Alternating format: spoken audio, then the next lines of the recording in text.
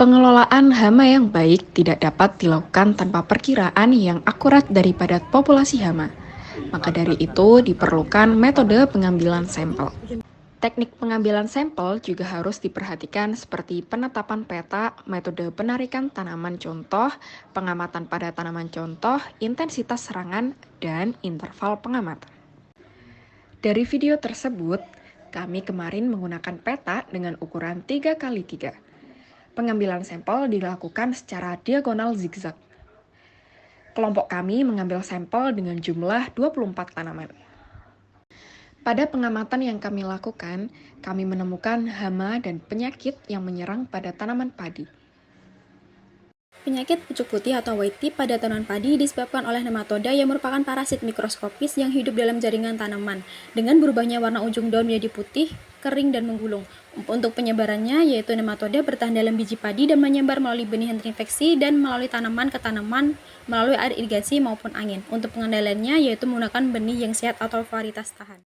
Selanjutnya yaitu penyakit nekrotik atau nekrosis pada tanaman padi. Gejala penyakit ini adalah karena adanya kerusakan pada sel atau bagian sel atau bahkan kematian sel. Gejala penyakit ini terbagi menjadi beberapa yaitu nekrosis, hidrosis, klorosis, dan layu. Hama ulat yang sering menyerang tanaman padi yaitu ulat geraya. Ulat geraya ini menyerang tanaman padi pada semua stadia. Serangannya terjadi pada malam hari dan siang hari.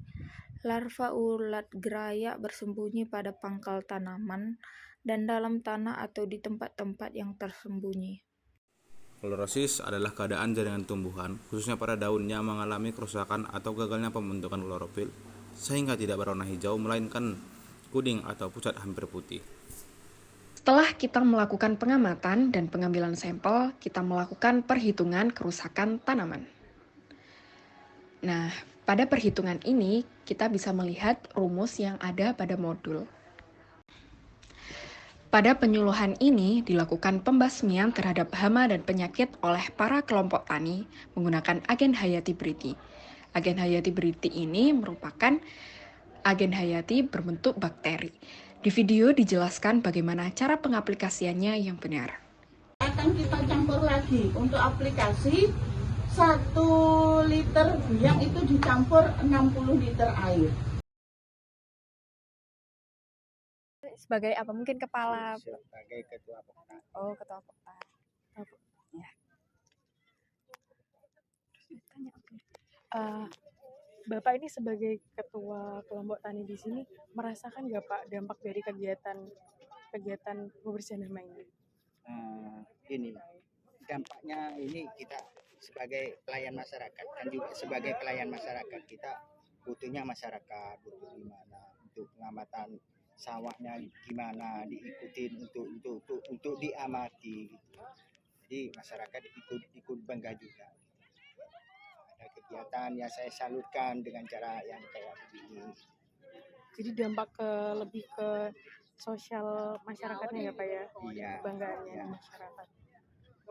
Nah untuk program ini sendiri di kelompok taninya Bapak itu sudah dilakukan berapa lama ya Pak? Kalau terkadang di saya tuh kalau sudah kena dampak itu masyarakat kadang sudah minta gitu. Jadi kita bukan sekarang kok yang melayani masyarakat, tiap pupuk pun maksudnya pupuk organik buatan kayak mol gitu kita melayani di pembuatan itu dibuati masyarakat. Itu hama penyakit apa selain yang penggerek batang itu? Yang penggerek batang juga hawar. Ada hawar, terus ulat. Ulat itu banyak warnanya, banyak jenisnya. Kalau yang ulat geraya kecil itu terkadang itu tahan terhadap penyakit itu. Kalau misalnya yang penggerek batang kan cara pengendaliannya sama tadi yang dijelaskan oleh BPP tadi. Kalau misalnya kalau ulat itu apa itu pengendaliannya gimana Bapak? Sama seperti penyemprotan itu juga sama. Itu dilakukan waktu pada fase apa? Fase kalau dilihat dengan keadaan di di TKP-nya, di sawahnya, maksudnya ada apa, cara mengamati, ada ulatnya, terus hamanya ini apa gitu loh, hamanya apa, misalnya ulat gitu, oh ya ulat, otomatis semprotnya dengan pestisida. Kalau bukan dengan pestisida, pembuatan pestisida buatan lain lagi gitu loh. Misalnya contohnya dari daun-daunan itu pepaya buat untuk pestisida itu bisa. Contohnya daun nimba bisa itu. Pokoknya yang pahit lah bisa dibuat untuk itu. Kalau pakai yang pestisida yang belian ada memang. Tapi sekarang gini juga pestisida itu juga mahal gitu loh juga.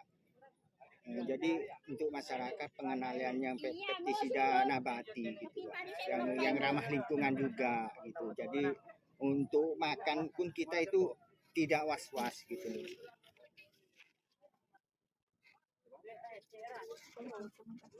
Berarti untuk penyiangan gulmanya juga disemprot pakai naga juga, Pak? Di penyiangan itu kita pakai perendam. Pakai perendaman itu di perendaman itu sebenarnya kalau yang bagus itu pakai telur itu direndam pakai garam, terus gabahnya itu digaram. Bila telur sudah mengembang berarti gabah itu sudah bisa ditanam, berarti sudah palet, sudah bersih dari virus itu, sudah bersih gitu. Pernah nggak Pak kalau misalnya ada hama terus itu kayak pengendaliannya tuh nggak langsung gitu, kayak terlambat pengendaliannya gitu? Kadang terlambat. Itu dampaknya gimana kalau misalnya mungkin ada kerugian atau apa gitu? Ya agak kerugian itu ya ruginya ke masyarakat gitu. Maksudnya misalnya panen perpetakan ini misalnya dapat 30 gitu. Jadi dampaknya itu dapat 20 itu kan juga rugi banyak ruginya. Berarti produksinya gitu, berkurang. Produksinya juga berkurang, dapatnya ya seperti itu. Nama saya Mufaidah. Ini dari PPL BPP Kamal. Saya pegang WIBI 3 desa, Desa Kepun, Desa Kili Timur, sama Desa Banyuaju. Ini tadi kan Ibu nyebutin kalau Ibu megang 3 desa. Berarti kalau untuk di Kabupaten Bangkalan sendiri itu udah mencakup ke semua desa Bu untuk kegiatan ini? Alhamdulillah ya. Sebenarnya untuk Bangkalan ini sendiri sepertinya kekurangan PPL.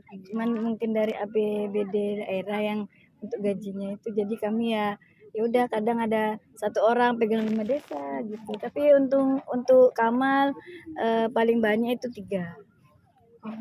Saya dulu pernah di Kelampis kalau saya dulu pegang 4, teman saya pegang 5. Itu sama aja kegiatannya kayak di sini gitu, Iya. nanti penyuluhan. Sama. Jadi kalau wayai kita turun ke lapang ya ke lapang, kalau wayai administrasi laporan ya di kantor seperti itu. Ya. Terima kasih waktunya. Sukses ya. Amin Ibu juga ya.